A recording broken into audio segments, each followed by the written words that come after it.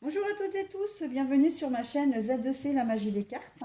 Je vous retrouve pour les énergies des 2 et 3 avril 2022 avec le signe des Gémeaux, donc une carte tirée de l'oracle des astres. Voilà.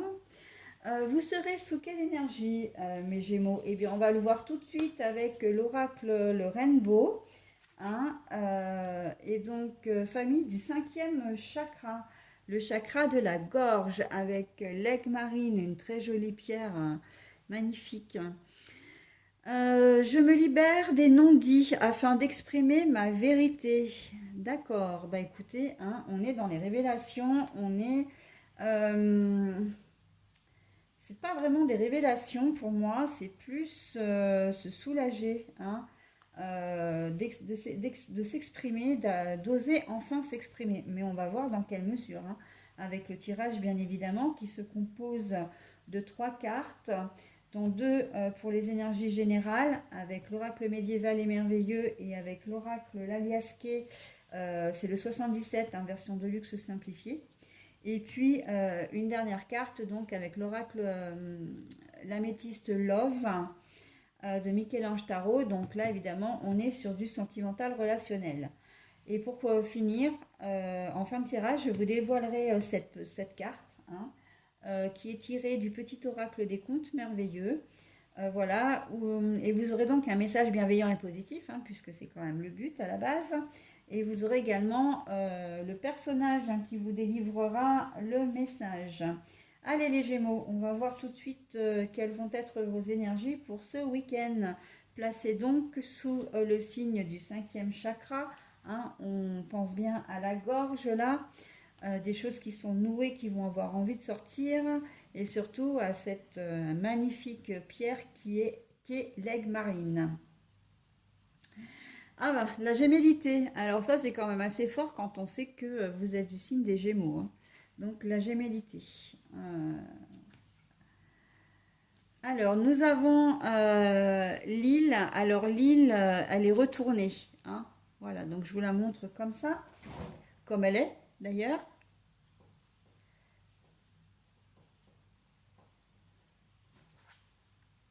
Et donc pour les énergies sentimentales, nous avons le choix ou prendre une décision avec son âme. Voilà, et comme je le disais, la petite carte pour finir qu'on verra tout à l'heure. Bon, alors les Gémeaux, qu'est-ce que je peux vous dire si ce n'est que il va y avoir une forme de dualité, hein, peut-être une forme de conflit avec une personne de votre entourage. Ça peut être une personne au niveau professionnel aussi, avec laquelle vous n'êtes pas d'accord et là, vous n'avez plus envie de vous taire, hein. Vous avez envie de dire vos quatre vérités, de faire une mise au point. Et on sent que ça va vraiment vous libérer parce que en fait avec l'île c'est l'étranger, l'île c'est la solitude aussi, hein, un arbre, une île, voilà, au milieu de l'océan, c'est quelque chose vraiment où on se sent seul, isolé. Et on sent que justement, ben, si vous avez décidé de vous mettre, de dire les choses, c'est parce que vous en avez marre de vous sentir seul, hein. Mais là, on est vraiment dans la solitude. Vous vous sentez seul, vous vous sentiez peut-être même seul, même au milieu des autres. C'est ça que je cherche à vous dire, d'accord? Et donc le fait de vouloir dire les choses, le fait de vraiment vouloir, vous savez que ça va peut-être créer des tensions, hein. Ça va peut-être remuer un peu dans les brancards, j'ai envie de dire, faire voilà un petit peu. Alors des histoires c'est pas vraiment des histoires gratuites, hein, on n'en est pas là, mais vous allez vraiment entrer peut-être en conflit avec quelqu'un, mais en fait vous en avez besoin de rétablir les choses, besoin de dire la vérité, quoi, besoin oui voilà, c'est un peu comme une soupape, hein, vous avez tenu pendant un certain temps, mais là, vous en pouvez plus, il faut que ça sorte, quoi. Ben, on est là-dedans, hein, très clairement, on est là-dedans. Donc voilà, alors ça peut être des choses, peut-être des choses que vous avez encaissées depuis un certain temps et puis que bah, voilà, vous en avez marre, hein, on ne vous respecte pas, au boulot, on vous fait faire les pires tâches et puis alors que vous n'êtes pas forcément, enfin vous avez d'autres capacités et que vous avez peut-être même pas été embauché pour faire toutes les basses besognes, hein. Donc, non qu'il n'y a pas de tâches ingrates, mais que les tâches les plus rébarbatives, en fait, pourraient être dispatchées, hein, et pas toujours, comment dire, faites par la même personne, donc en l'occurrence vous. Et vous en avez marre et en fait vous allez le dire, quoi. Vous allez dire non, maintenant ça suffit. Moi là-bas j'ai pas été embauchée pour ça. Je veux bien les faire, hein, ça me pose pas de problème, mais qu'on me donne aussi des choses qui sont plus intéressantes. D'accord? C'est un peu ça l'idée. Au niveau familial, relationnel, ben c'est pareil, hein. Si une personne ne vous respecte pas ou vous envoie des vannes systématiquement, enfin des vannes gratuites, hein, j'entends, des petites piques aussi, vous faites des petites réflexions comme ça, bon bah ça va bien 5 minutes, mais bon voilà, hein, là on sent que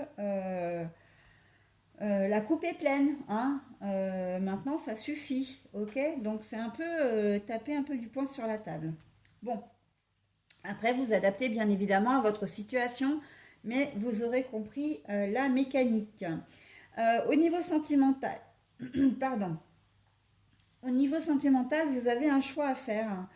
J'ai l'impression que c'est un petit peu lié aussi, du coup, aux énergies générales. Est-ce que je reste? Est-ce que je pars? Est-ce que je pardonne? Est-ce que je ne pardonne pas? Est-ce que je m'engage dans cette relation? Est-ce que je ne le fais pas? Euh, j'ai envie d'aller voir ailleurs, est-ce que je mets à exécution, est-ce que je ne mets pas? J'ai une tierce, bon, est-ce que je pars avec elle et je quitte ma femme ou mon compagnon ou pas, hein? Là, on voit que vraiment vous êtes un peu chamboulé, hein, un peu perturbé, un peu perdu en fin de compte. Et on voit que vous allez avoir un choix à faire.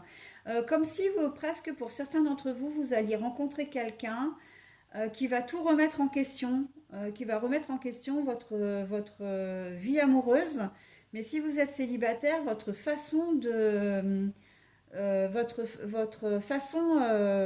vous comporter ou plus exactement votre façon de voir les choses, hein. Vous étiez peut-être célibataire en vous disant, bon, bah, de toute façon, moi, jamais je me mettrai en couple, moi, ça me va très bien comme ça, de rencontrer une par-ci, un par-là, etc. Moi, ça me va bien. Et puis, en fin de compte, vous allez peut-être vous retrouver devant quelqu'un qui va vraiment vous toucher, qui va vraiment vous marquer et avec laquelle vous aurez laquelle ou lequel vous aurez envie de fonder quelque chose. D'accord?